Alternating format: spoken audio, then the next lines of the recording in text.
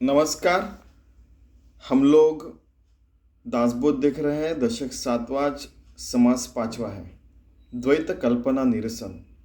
इसमें हम लोग जो द्वैत में रहते हैं, मायाजाल में रहते हैं, भवसागर में रहते हैं, उसको उसका निरसन करके, उसको समझ के, उसका निरसन करके, एक उसको समझ के निरसन करना और उसका निरसन करना, ये दोनों चीज़ें करने की है। उसके बाद में उसको जान के, परमात्मा को जान के, ये सब जान के, और ये द्वैत भाव की भी हमें परे जाने का है। तो कैसे जाने का, ये समर्थ रामदास इस अध्याय में बता रहे हैं, इस समास में बता रहे हैं। श्रीराम, केवळ ब्रह्म जे बोलिले ते अनुभवास आले आणि मायेचेही लागले अनुसंधान। हम लोगों ने ब्रह्म को जाना और माया को भी जाना। तो हम लोग अगर ब्रह्म तत्व का अनुसंधान रखेंगे तो उसमें हम एक्सपर्ट हो जाएंगे, उससे भी हम, उसके भी परे हम जाएंगे और उससे एक रूप हो जाएंगे।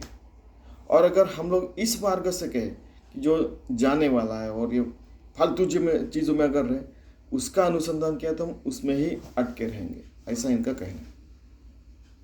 तो क्यों ना हम अच्छे मार्ग पे जाए, ऐसा भी वो सावध करके कह रहे हैं। ब्रह्म अंतरी प्रकाशे आणि माया ही प्रत्यक्ष दिसे, आता है द्वैत निरसे कौने परे हो। कि ब्रह्म से अंतर में प्रकाश होता है और हमें ये दुनिया भी दिख रही है और हमें ब्रह्म तत्व भी दिख रहा है। तो ये द्वैत से हम लोग उसके परे कैसे जाने का। तो हमने पहले ही सोच के रखा है कि 2% बुद्धि और मन से और ये सारी चीज़ों से हमारा काम हो सकता है, 98% हमें भगवान के पास रखने का है।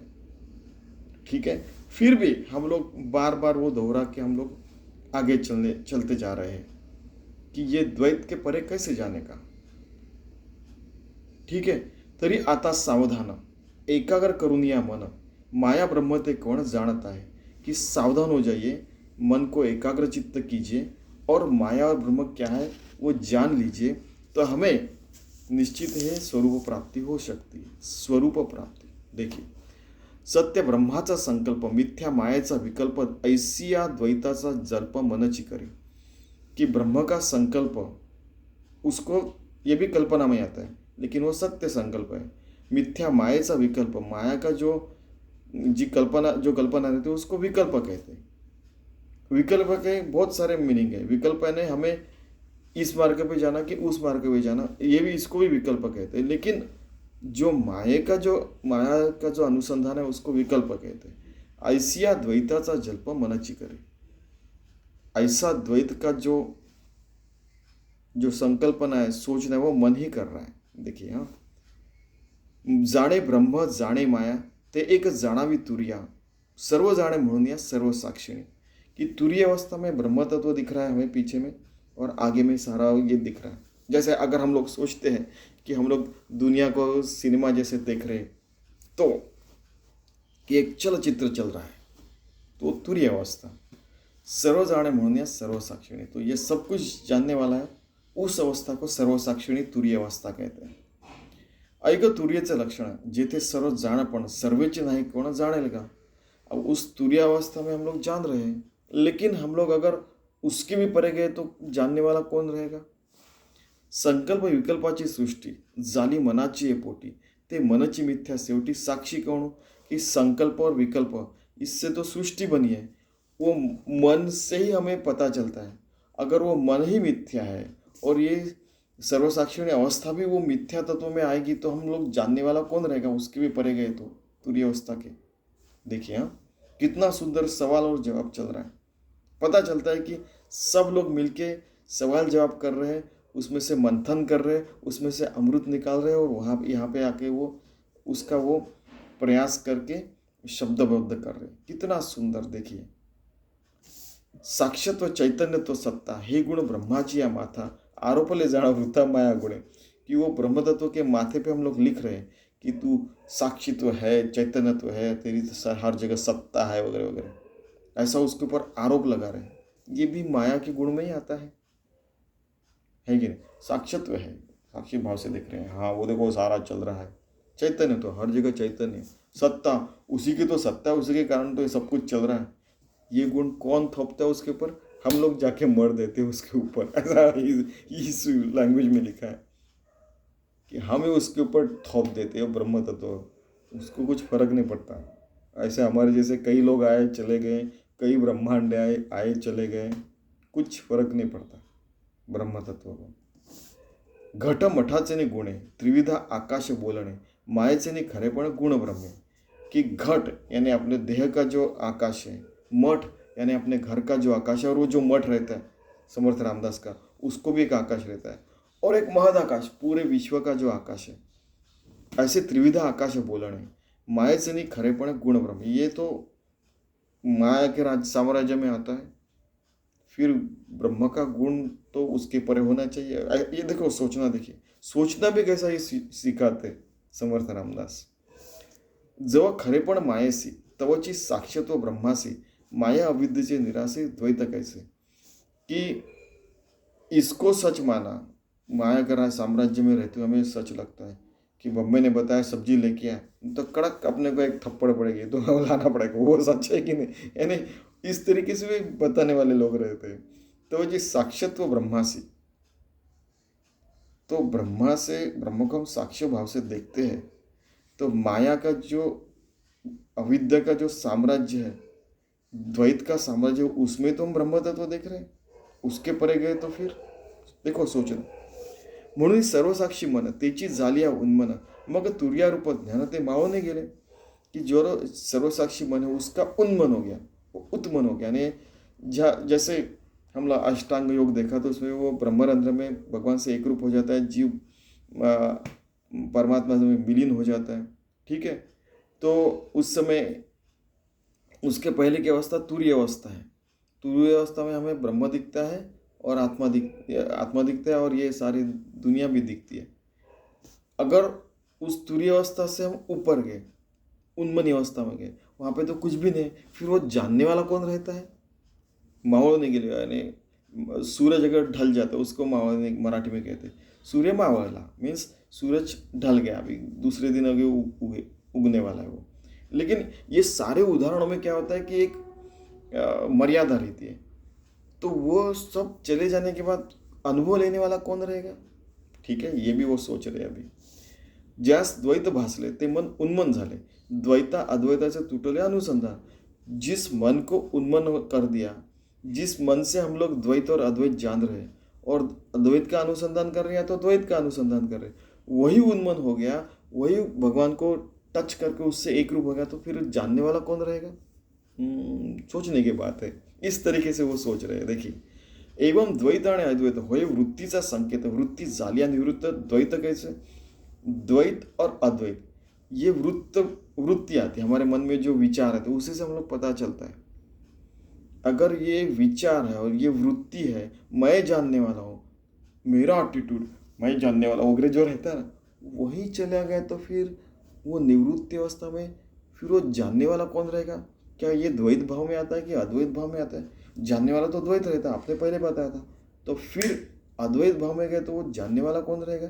देखिए, वृत्ति रहित ते जे ज्ञान, वृत्ति रहित, वृत्ति के रहित यानी वृत्ति के परे जो ज्ञान है, ते चीज पूर्ण समाधान, उसी में पूर्ण समाधान है। जिथे तुटे अनुसंधान माया ब्रह्म से, जहाँ पे अनुसंधान मायाकार हो, इस दुनियाकार हो, कि ये ब्रह्म तत्वकार हो, उसके परे गए तो फिर हम लोग अनुसंधान किसका करेंगे। समाधान होगा तो समाधान किसको होगा, ठीक है। समाधान लेना अच्छी बात है, लेकिन किसको समाधान होगा ये वो भी जानते हैं। माया ब्रह्म ऐसा है तो मने कल्पिला संकेत, ब्रह्म कल्पने रहते जानते ज्ञानी। तो जो ज्ञानी रहता है उसको पता चलता है कि माया क्या है, ब्रह्म क्या है, कल्पना क्या है। वो सारे संकेत उसे मिलते रहते हैं। जैसे हमने 14 संकल्पना देखी है ब्रह्म तत्व की, कि खम ब्रह्म, एकाक्षरम ब्रह्म, ओम एकाक्षरम ब्रह्म, वो हमने पिछले समाज में देखी थी। तो ये इसके भी परे, ब्रह्म तत्व उसके भी परे रहते हैं, ऐसे ज्ञानी लोग जानते हैं। हमें उस प्रकार के ज्ञानी बनने का है। देखिए कैसे सोचने की एक, हमारे यहाँ पे जो तर्कशास्त्र था, उस प्रकार से सोचते सोचते ये नहीं, ये नहीं, ये नहीं, ये हाँ, ये हाँ, ये हाँ, लेकिन हाँ और ना के परे। देखिए कितना सुंदर, देखिए माया ब्रह्म ऐसा है तो मने कल्पिला संकेत ब्रह्म कल्पने रहते जानते ज्ञानी ज्ञानी लोग जानते हैं कि माया ब्रह्म द्वैत है नहीं, कि उसके भी परे है. जे मन बुद्धि अगोचर जे कल्पने होने पर ते अनुभवता साचार द्वैत कैसे, जो मन और बुद्धि के और कल्पना के भी परे है उसका अनुभव हम लोग लेते हैं, तो वहाँ पे द्वैत चला जाता है. द्वैत पाहता ब्रह्म नसे, ब्रह्म पाहता द्वैत नसे, द्वैता अद्वैत भासे कल्पने से. द्वैत देखा तो ब्रह्म नहीं है, ब्रह्म नहीं है तो फिर द्वैत नहीं है. अगर द्वैत है तो ब्रह्म जानने वाला कौन है, और द्वैत है तो अद्वैत नहीं है, और अद्वैत है तो द्वैत नहीं है. तो ये द्वैत और अद्वैत के परे कैसे जानेगा, क्योंकि ये दोनों भी कल्पना के साम्राज्य में आता है. द्वैत है वो भी कल्पना है कि मैं ब्रह्म और ये मैं देह हूँ या मैं ब्रह्म हूँ और मैं जानने वाला हूँ और ये सारी दुनिया है, ये द्वैत भाव से. अद्वैत भाव उससे एक रूप हो गए, लेकिन ये भी कल्पना के साम्राज्य में आता है, माया के साम्राज्य में आता है. कल्पना माया निवारी, कल्पना ब्रह्म थावरी, संशय धरी आनी वारी तेही कल्पना. तो यही कल्पना है जो द्वैत और अद्वैत की संकल्पना कर रही है. उसके परे हम गए तो फिर क्या होगा कि हमें आत्मज्ञान हो जाएगा. तो उस आत्मज्ञान से एक रूप कैसे होने का ये भी अभी उन्होंने बताया है. कल्पना करी ते बंधन, कल्पना ते समाधान, ब्रह्मी लावी अनुसंधान ते ही कल्पना. जो कल्पना रहती है, जो हमारी संकल्प शक्ति रहती है, जो विचारों की शक्ति रहे, उसी से हमें बंधन क्या है समझता है, समाधान क्या है समझता है, ब्रह्म क्या है वो समझता है. उससे हम अनुसंधान करते हैं, जिससे अनुसंधान करते हैं वो भी कल्पना के साम्राज्य में आता है, माया के साम्राज्य में आता है. लेकिन कांटे से कांटा निकाल रहे हैं कि अच्छे एक कांटा लिया और अपने यहाँ पे कहीं भी उंगली में हाथ में कहीं भी काटा गया तो उसको कांटे से वो कांटा निकालते हैं ऐसे. उस समय सुई नहीं हो रहती थी, इस समय तो सुई थी समर्थ के समय, लेकिन जब नहीं थे तो हम लोग कांटे से काटा. अगर जंगल में सुई कहाँ से लाएंगे तो दूसरा कांटा लेते हो, उसको कांटे से कांटा निकालते हो. वैसे ही ये जो माया जाल का जो जंगल है उसमें हम लोग ब्रह्म तत्व के कांटे से माया तत्व का कांटा निकाल के फेंक दे रहे हैं, और फिर उसके भी परे जाना है हमें. ठीक है क्या. कल्पना द्वैताची माता, कल्पना नेपती तत्वता, बद्धता आणि मुक्तता कल्पना गुण. कल्पना जो है वो द्वैत की माता है, यानी उसी से फिर सारे चीज़ें हमें आते हुए दिखती है कि अरे फिर ऐसा है, फिर वैसा है, फिर वैसा है, अंत ही नहीं है. वही कल्पना से हम लोग तत्वों को जान सकते हैं. वो जानने के बाद तत्व समझता है कि अरे ऐसा ऐसा है. फिर वो समझने के बाद हम साक्षी भाव से देखते हैं, फिर हमें बद्ध क्या है मुक्त क्या है समझ में आता है. ये भी कल्पना से हम लोग जान सकते हैं, और बाद में जानने के बाद उसके भी परे हमें जाने का. कल्पना अंतरी सबळ नसते दावी ब्रह्मगोळ, क्षणा एकाते निर्मल स्वरूप कल्पी. कि जो शबल कल्पना रहती है हमें पकड़ के रखती है, माया के साम्राज्य में भव बंधन में पकड़ के रखती है, और वो ढलने के बाद ब्रह्म क्या है हमें समझ में आता है. और क्या होता है कि अभी आगे का देखते हैं कि अगर वो निर्मल मन हो गया तो हम कल्पना से भी परे हो गए. कल्पना जो है वो भी मैल तत्व में आता है, जैसे हम विमल ब्रह्म में देखा, उसके भी परे गए तो हमें स्वरूप समझ में आता है. लेकिन जब समझ में आता है उस स्वरूप में भी रहता है और फिर मैं स्वरूप ध्यानी और मैं जैसे देखता हूँ तो वो भी कल्पना में आता है, उसके भी परे हमें जाने का है. क्षणा एका धोका है, क्षणा एका स्थिर रहे, क्षणा एका पाहे विस्मित हुए नहीं. एक क्षण में हमें धोखा होता है कि अरे ये तो सब दिख रहा है, दूसरे क्षण में हम लोग स्थिर हो जाते हैं, एक बार ये एक बार हो. सो ये द्वैत भाव में जो है तो हम आश्चर्य से देखते हैं. आश्चर्य पश्यति ये न कश्चित्, जो गीता का जो श्लोक है, तो विस्मित होकर हम लोग देखते हैं कि अरे ये कैसे चल रहा है, कैसे भगवान चलाता है. ठीक है.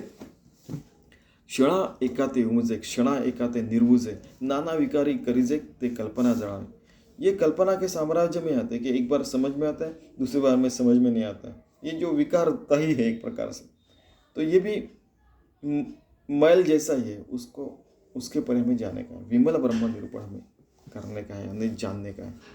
उसके परे जाके फिर जानने वाला कौन वगैरह, ये भी सारी चीज़ें आने वाले। कल्पना जन्माचे मूळ, कल्पना भक्ति से फळ, कल्पना त्याची केवळ मोक्ष धातु। कल्पना से ही हम लोग माया जाल में आ गए, हमें जन्म मिलता है, पुनरपि जन्म पुनरपि मरणम, लख 84 फेरे में आते हैं। और भक्ति का जो फल मिलता है कि भगवान हमें दर्शन देता है, वो भी कल्पना में ही आता है।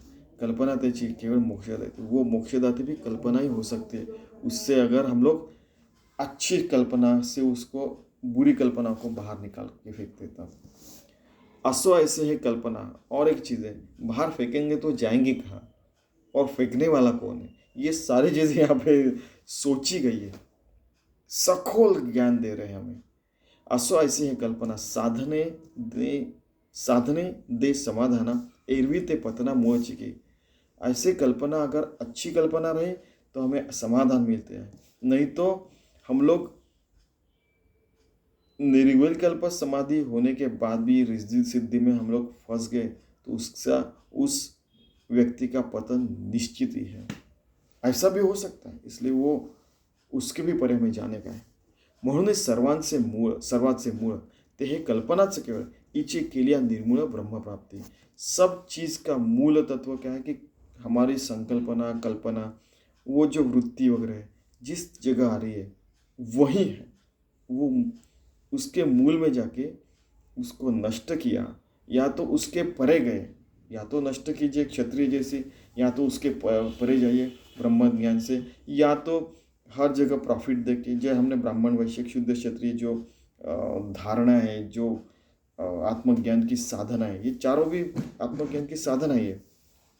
तो मूल तत्व में जाके ब्रह्म प्राप्ति करके उसके परे जाके ब्रह्म प्राप्ति की, तभी हमें आत्मज्ञान हो सकता है।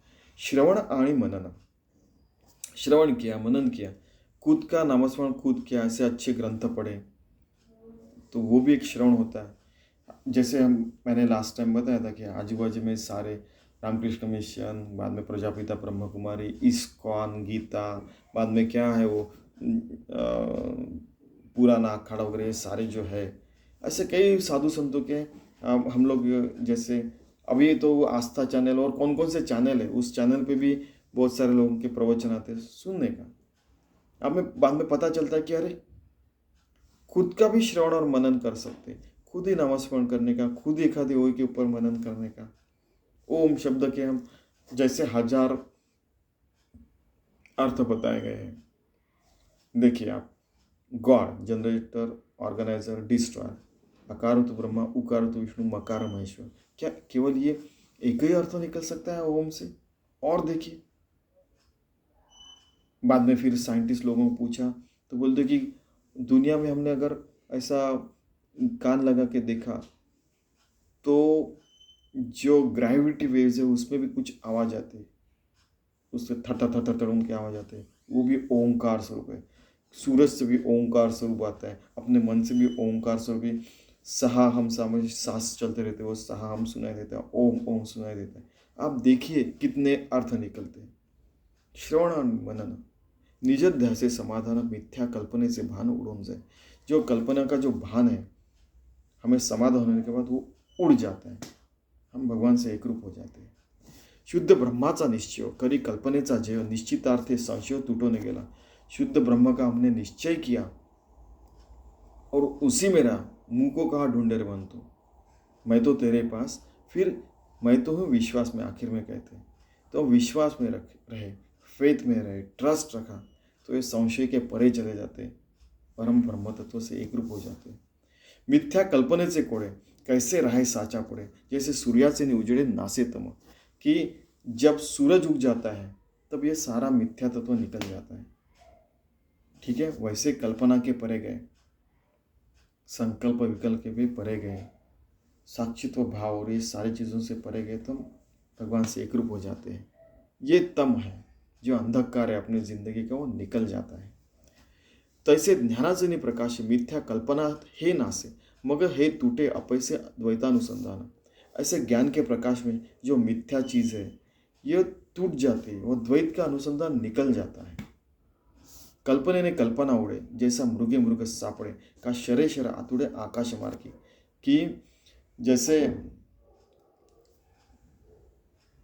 संकल्प से, भगवान के संकल्प से माया के विकल्प के कांटे से कांटा निकाला, ठीक है, कल्पना से कल्पना उड़ गई। जैसे मृग मृग सापड़े, जैसे हम लोग एक प्राणी को पकड़ने के लिए अगर घोड़े के ऊपर बैठ के दूसरे प्राणी को पकड़ रहे हैं, वैसे हम लोग एक कल्पना से दूसरे कल्पना को उड़ा दे रहे हैं। जैसे शरय शर, जैसे एक बाण को दूसरे, ऐसा एक बाण उड़ा है, उस बाण को ऐसे दूसरे बाण से मारा, उसी प्रकार से हम लोग आकाश मार्ग से जाके उसको तोड़ के हम भगवान से एक रूप हो रहे हैं। कल्पना को कल्पना से तोड़ के अच्छी कल्पना पहले से हम अनुसंधान करके बुरे कल्पना को बाहर हकाल रहे हैं, और फिर आकाश मार्ग से मुंगी निघाली आकाशी भेदू निघाली गगनासी, जैसे मुक्ताई कहते थे, संत मुक्ताबाई कहते थे, ज्ञानेश्वर महाराज की छोटी सी बहन, वैसे आकाश मार्ग से हम ब्रह्म तत्व को एक रूप हो जाते हैं।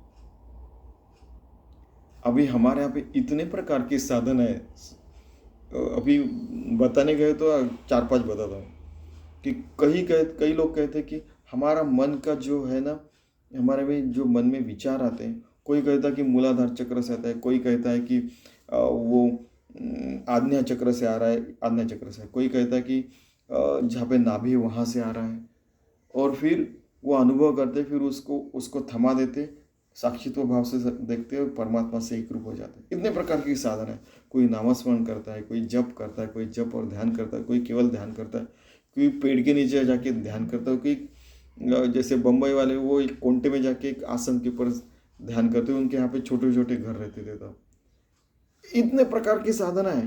कोई जिंदगी भर अच्छे मार्ग पे चल के फिर रिटायर होने के बाद जंगल में जाके साधना करते हैं। बहुत प्रकार की साधना है, यानी अंत ही नहीं। लेकिन हमें आखिर में परमात्मा से एक रूप होना है, यही सबका एक ध्यास रहता है। शुद्ध कल्पनेचे बळ जालिया नासे सबळ, हेची वचन प्रांजळ सावध आहे का, कि शुद्ध कल्पना से सबल कल्पना जो द्वैत भाव में रखती, उस कल्पना का नाश किया। और मैं प्रांजलता से कह रहा हूँ, छोटे बच्चों के समान उनका मन है, तो सावधता से सुनिए आप उसको कैसे करने का। अद्वैती कल्पित है शुद्ध, एक सेकंड सावध आहे का, शुद्ध कल्पनेची खूण स्वयं कल्पिजे निर्गुण स्वरूपी विस्मरण पडोची देरी, कि शुद्ध कल्पना की एक इंडिकेशन है कि आप खुद को निर्गुण निराकार परमात्मा से हम लोग एक रूप कर सकते हैं, और खुद को भूल सकते हैं, और फिर परमात्मा से एक रूप रह सकते हैं। और फिर हमारा जीवन चक्र अच्छा चलते रहता है, कि हमारे ज़िंदगी में अच्छे बुरे दिन आते हैं, अच्छे बुरे लोग आते हैं, अच्छी बुरी चीज़ें घटती है, फिर भी हम भगवान से एक रूप रह के ज़िंदगी जी सकते हैं, क्योंकि हम लोग योगी और भक्त हो जाते हैं। फिर हमारी एक प्रकार से हर क्षण हर घड़ी वो साधना ही हो जाती है। सदा स्वरूपानुसंधान करी द्वैताचे निरसन अद्वैत निश्चयाचे ज्ञान त्याची शुद्ध कल्पना, कि हर क्षण स्वरूपानुसंधान रहता है और द्वैत का निरीक्षण होने लगता है। तो अद्वैत ज्ञान के कारण द्वैत जो है वो निकल जाता है, तो हम लोग शुद्ध संकल्पना में कल्पना में रहते हैं। और एक बात, इसके भी परे हमें जाना, ये भी वो कह रहे हैं, अद्वैत कल्पित है शुद्ध, द्वैत कल्पित है अशुद्ध, अशुद्धतेची प्रसिद्ध सबळ जाना।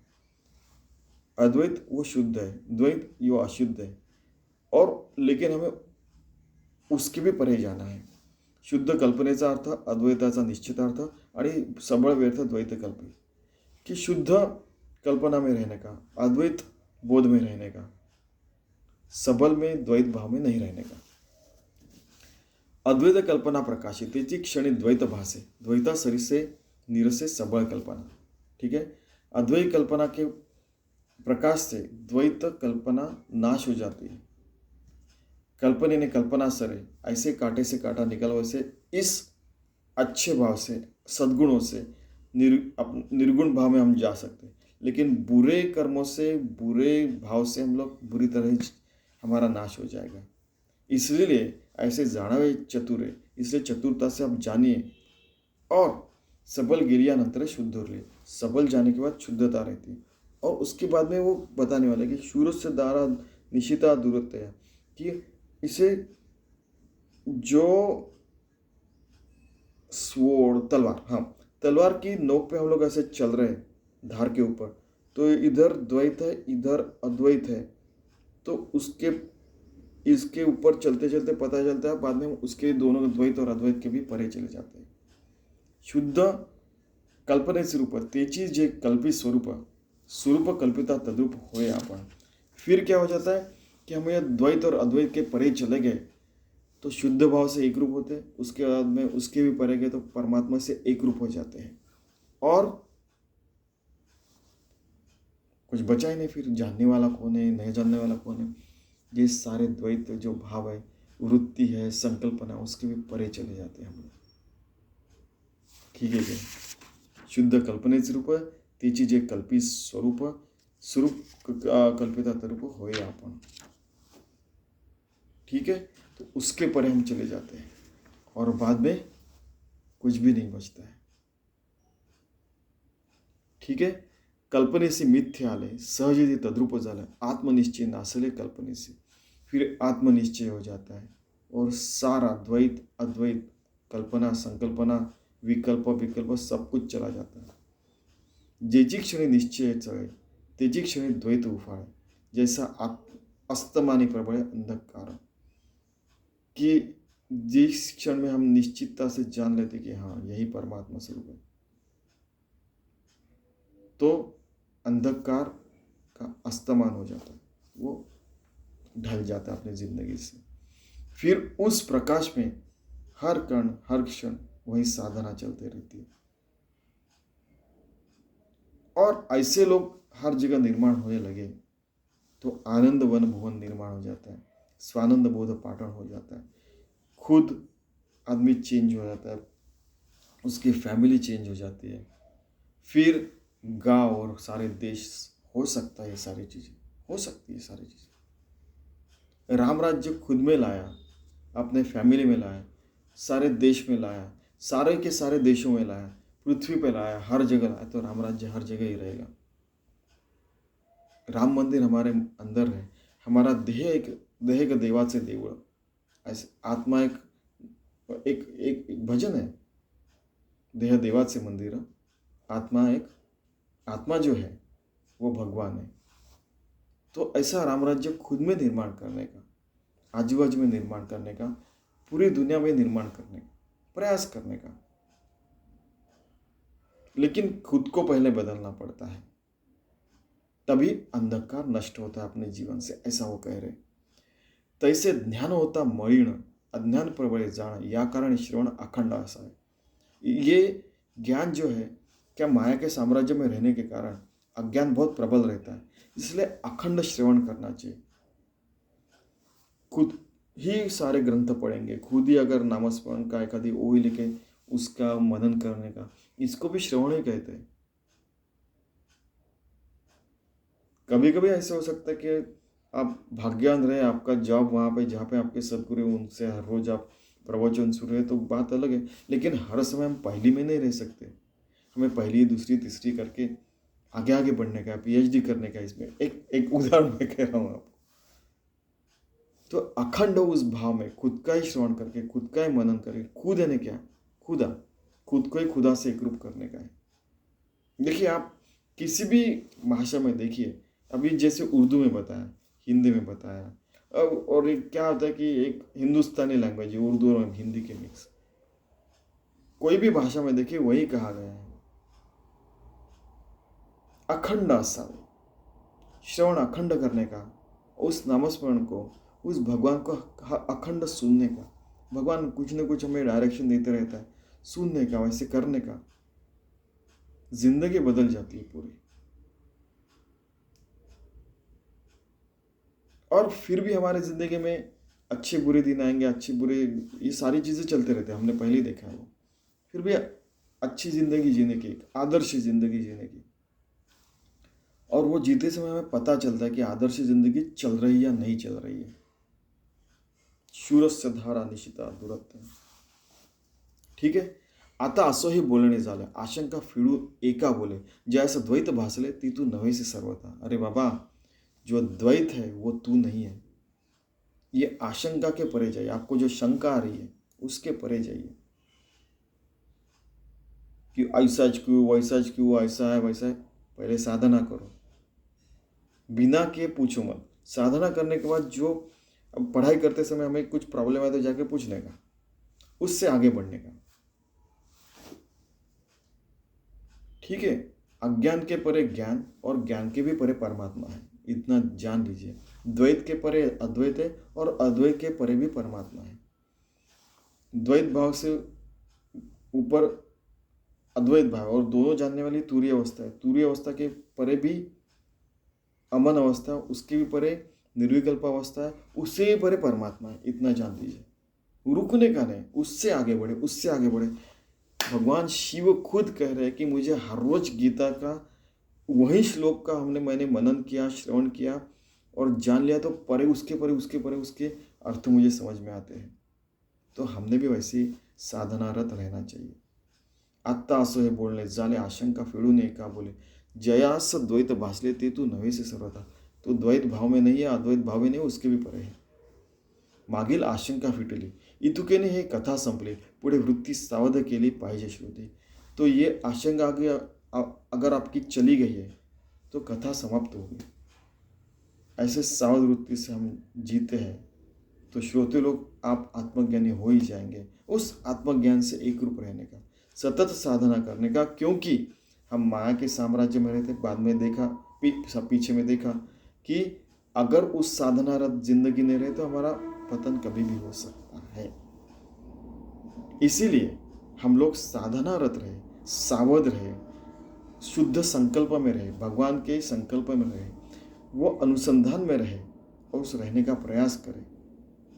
और जैसे 98% भगवान के तरफ लगाए, 2% से हमारी जिंदगी हो जाती है। सारे हर रोज के काम, जॉब, पूरा संसार जो हो, वो सारी चीजें हो सकती है। 98% भगवान के तरफ लगाइए। कई साइंटिस्ट लोग तो कहते हैं कि हम लोग 1%, मैं तो हम लोग 2% की बात कर रहे हैं। 98% सारा जो अनुसंधान है भगवान की तरफ लगाइए सावधता से और उसका अनुभव लीजिए। घड़ी घड़ी विट्ठल विठू से भेंटे, हर क्षण में भगवान से मिल रहा हूँ। कोई भी व्यक्ति आता है, शक्ति आता है, कुछ न कुछ संकेत देके जाता है। आप कितने सारी यहाँ पे चीज़ें भरी हुई है, देखिए कितना सखोलता से वो हमें ज्ञान दे रहे हैं। ठीक है, ऐसा जीवन हम जीने का प्रयास करते हैं। भगवान से एक रूप हो गए, योगी हो गए, भक्त हो गए, उस द्वैत भाव के परे, अद्वैत भाव के परे भी जाके सब समझ के हम जिंदगी जीने का प्रयास करते हैं। ठीक है, यही उनको बताना है। इति श्री दासबोधे गुरु शिष्य संवादे द्वैत कल्पना निरसन नाम समास 5। धन्यवाद।